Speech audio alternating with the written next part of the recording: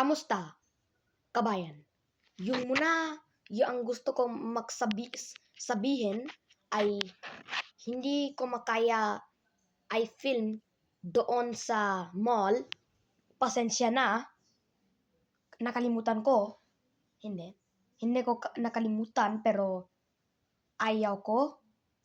At saka itsura niya awkward.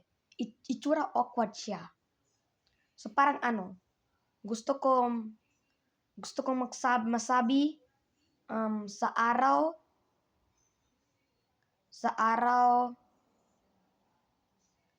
darahat kasama yung nanay ko. Nagpupunta kami sa mall, ng Scottsdale Mall, na 30 minutes drive ng dito sa bahay. Galing sa bahay. Pero doon, masaya yun kasi meron yung phone ng nanay ko. Nagamit ako nagamit ako ng HelloTalk. At saka yung masaya yun. Nakapunta kami sa Ardeen store na Ardeen sa Scottsdale Shopping Center. At dyan, good experience. Pero nakalabas nang kami sa Dollarama. Nakapunta kami sa Dollarama. Nagbili nang kami ng humidifier, ng fan, ng chips, ng masala lace chips, yung pangalawang tindahan.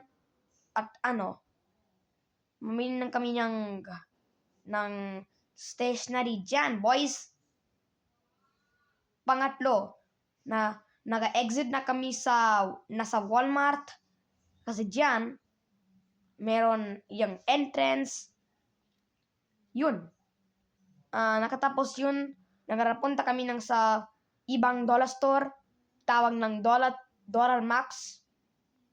Nagbebenta yan doon sa Sari. Nangbili ng marami ng daming stationeries. Tapos, nakatapos yun, napunta kami naglakad na kami sa Jollibee. Nakatapos yun, kumain namin ng manok. Kumain natin yung fries, yung masarap ng manok, yung Jollibee wings, chicken wings, pakpak wings, oo. Sa tingin ko, ito yung tawag niya. Tapos, nag-book kami ng cab. So, Uber drives. Para nag-book na kami ng cab sa bahay din. Nakapunta na kami doon. Nakatapos yun, nagpunta kami lang sa bahay namin. Tapos, ang nanay ko, yung picked up the salt.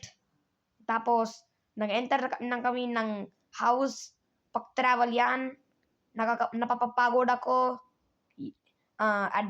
Dyan.